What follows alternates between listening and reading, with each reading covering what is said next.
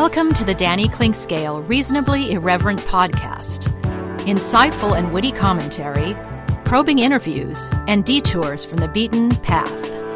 Welcome to Kansas City Profiles presented by Easton Roofing. Chris Browne, Vice President and General Manager of the Kansas City T-Bones. A native Kansas Citian who has lived his entire life in the area, Chris Browne truly is a baseball lifer. From playing the game as a child to being part of the Kansas City Royals as a bat boy and clubhouse boy, and on through the professional ranks climbing the ladder to T-Bones General Manager, he's lived his entire life through the game.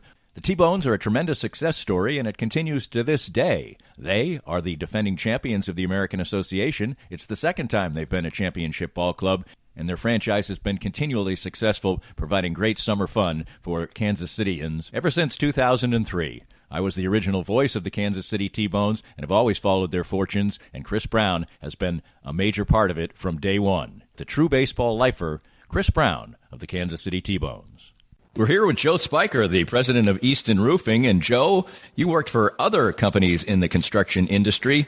What inspired you to start your own company in Easton Roofing? Well, you know, Danny, when you are working for somebody else, you oftentimes don't get to see the project through from beginning to end, and you don't get the final control over the customer experience. And I wanted to build a place where people can come and get work done on their house and not have to worry about being treated the wrong way and get a good customer service experience start to finish. The company slogan is "Where Integrity Matters." Why is that so particularly important to you? Well, for us, what that means is treating each other with respect at work, treating our clients with respect, and making the right choice, especially when no one's looking. So when you're presented all the time as a contractor with choices that have to be made, are you going to make more money on this if you cut a corner? And we just wanted to make a place and a slogan that said to our people and to whoever is our customer, we're not going to do that. We're going to make the right choice regardless of profit. Easton Roofing, where integrity matters.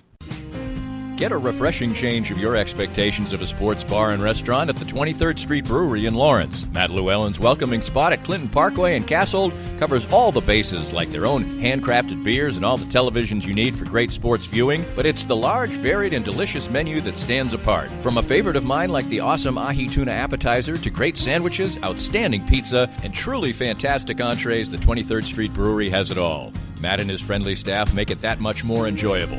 Food until 10, fun until late. The 23rd Street Brewery is a can't-miss stop when you are in Lawrence. Looking for a truly unique escape from your normal entertainment or corporate team-building regimen? Stay tuned for an exclusive offer only for Reasonably Irreverent listeners. I'm excited to tell you about an extraordinary destination, the Exit Room, located in the heart of beautiful downtown Lee Summit. The Exit Room is a distinctive entertainment option that offers a cool alternative to the normal couples night out, family get-togethers, and corporate team-building events. The Exit Room is a one-of-a-kind boutique escape room catering to special occasions and corporate team-building events and is unmatched in the Kansas City metro. With 5 individually designed and varied escape room adventures, your party or employees can unplug from their electronic world, interact with one another, match wits, and ultimately escape the humdrum of the ordinary. The Exit Room adventures cross decades and centuries and create fascinating fun. I know the owners well. They are local folks, their staff is warm and friendly, their lobby is inviting and beautiful, and their adventures are award-winning. Check online. There are over 1,000 reviews, and note that they are a rare 5-star ranked business. Visit their website and Facebook page, and any of my listeners who books online at theexitroomkc.com using the promo code Clinkscale19 gets 10% off any ticket purchase. The Exit Room in Lee Summit. Unplug, interact, and escape. Chris, it's been a baseball life for you. Let's start off when you were a youngster. How young were you when you developed your love for baseball? Well, Danny, it's great to be here. I think it was, I can say it was probably 1977, 78. I can remember listening to the Royals on the radio, and back then I remember it was before cable TV. We had the radio was your friend, and I grew up. My mom took me to a lot of Royals games. As a kid, I just loved going, but I'll never forget the radio, and that's where I learned the love of the game. And those guys were my friends every night, and that's what I did every night, 7 to 10 o'clock, even as a young kid. And it's funny how it's all worked out. So you played Little League and all that type of stuff like that. What was your position as a young boy? Little League baseball, 3 and 2, of course. and I played second base. I wanted to be, at that time, I thought I was going to be the next Frank White, and that's kind of a funny story. But I was a middle infielder, pretty good hitter. No power, of course, but line drive hitter, batted first or second, played a little shortstop too, and enjoyed the game. But obviously, it's turned out a different way in the baseball world. But yeah, I love playing. Yeah, I think we all thought we were going to, be ball players when we grew up, and I was a pretty good ball player too. But you dream the big dreams, right? And you think you're going to play at then Royal Stadium. Yeah, exactly. It's I thought I'd be a major league player. And then I've got some other stories around that, but it didn't happen. But it's worked out so far, and I can't complain. But my favorites growing up were Willie Wilson, George Brett, Frank White, and it's funny how the whole world turns around. Yeah, how that your life became intertwined with theirs a little bit later on.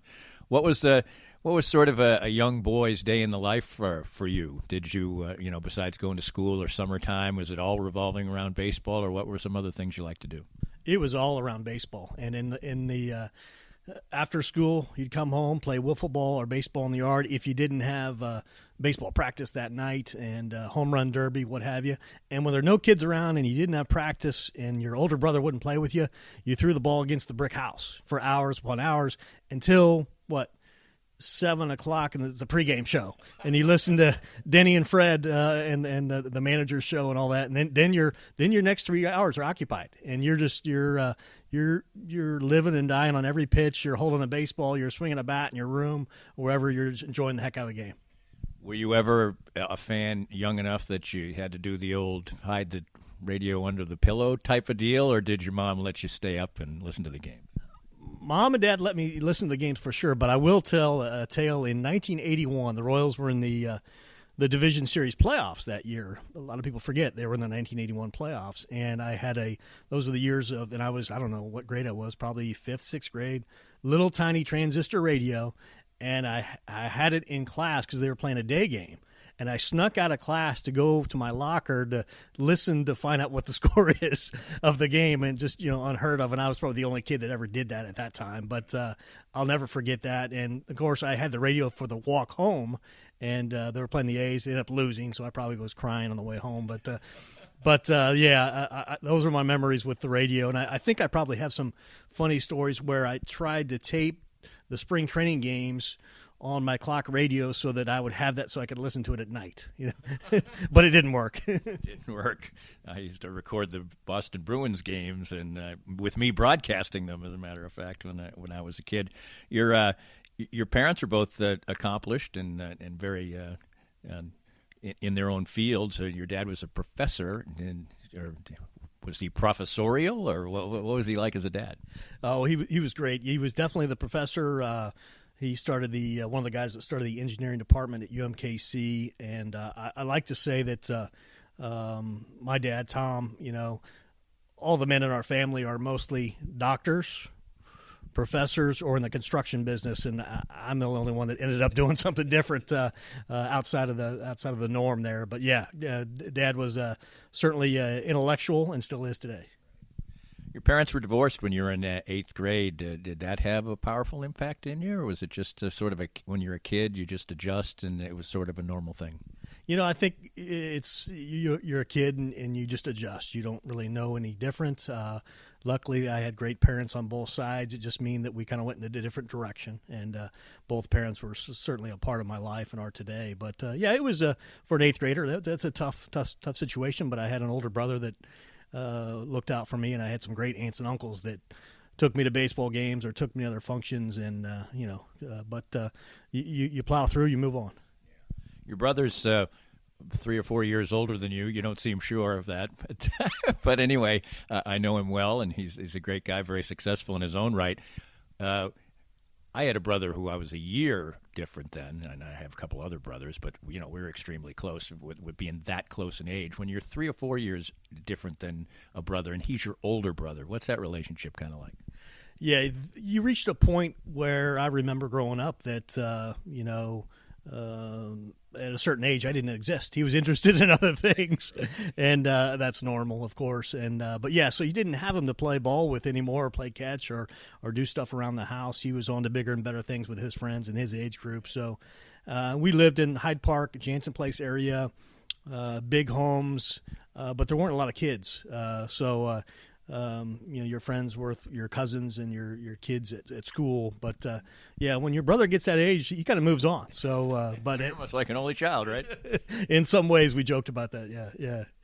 You do seem to have a great relationship when you're together, and you are in different walks of life. But in some ways, he's very successful in what he does. You're successful at what you do, but they're two different worlds. Maybe there's a little bit of slight envy on both sides.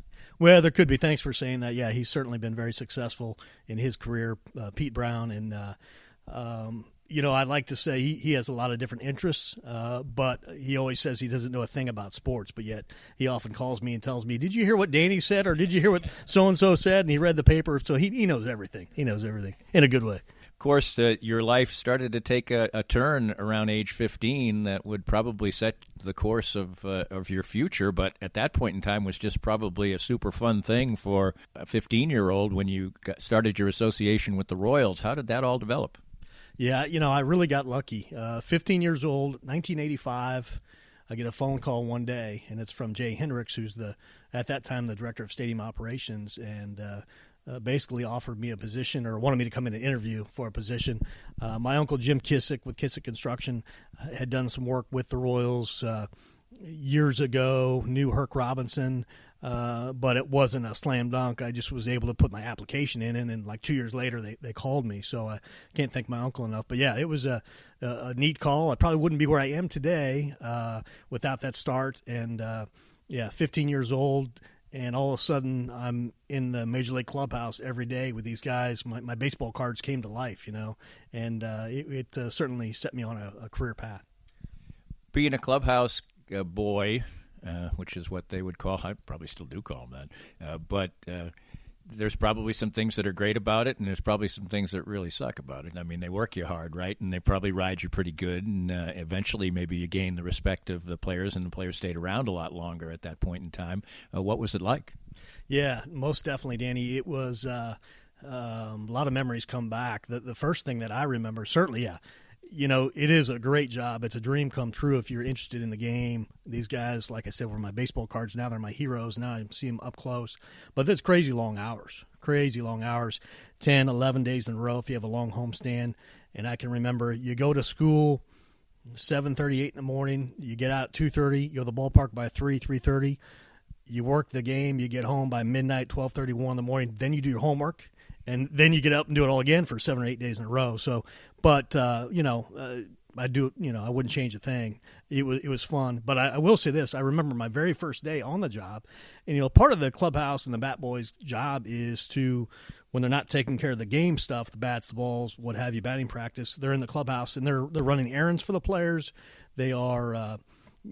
Cleaning the clubhouse, what have you. But also you're oftentimes getting autographs signed by the front office or for other players. So that's part of our job. So it's a known, you go around the locker room, clubhouse, to the players and get their autographs, and they have to sign. It's part of their job. And most of the guys are great, obviously, but it's like anything else. You get a guy on the wrong day or a bad day, wrong time, he's thinking about something else. Well, anyway, my first day on the job, and one of my favorite players growing up, and I got to be careful because there's so many favorite guys, and I'm all friends with them now. But my favorite player growing up, I loved the fast guys. It was Willie Wilson, number 6. I wanted to be him. When I learned I couldn't be Frank White playing second base, I wanted to be Willie because I thought I was fast. But anyway, my first day on the job, Willie is my favorite. I go up to Willie, have him sign some balls, my job. Lonnie Smith standing right next to him, and he basically tells me to get out of here, kid, and uses some colorful language, and I'll never forget. So my first day on the job, I am just yelled at by Willie. And Lonnie Smith is right there, and he said, "Come on, Will, he's just doing his job, sign the balls, etc." And we laugh about it now because I'm great friends with Willie Wilson. But my first meeting was not so good. That's very, very interesting. You mentioned that you'd work those long hours, and then you go home and do your homework. I'm impressed here. You went to Rockhurst. Obviously, you got to keep your grades up when you're going to Rockhurst. How difficult was that to go home, and how many times did you just maybe fall asleep with a book on top of a a book. Well, I can say I didn't fall asleep because the way I was brought up by my mom and dad, I mean, you don't do that. You go to school, you get it done, you succeed, and, just that drive, the mental drive. But, yeah, you're definitely tired. I can remember as a young teenager, and I have young kids now.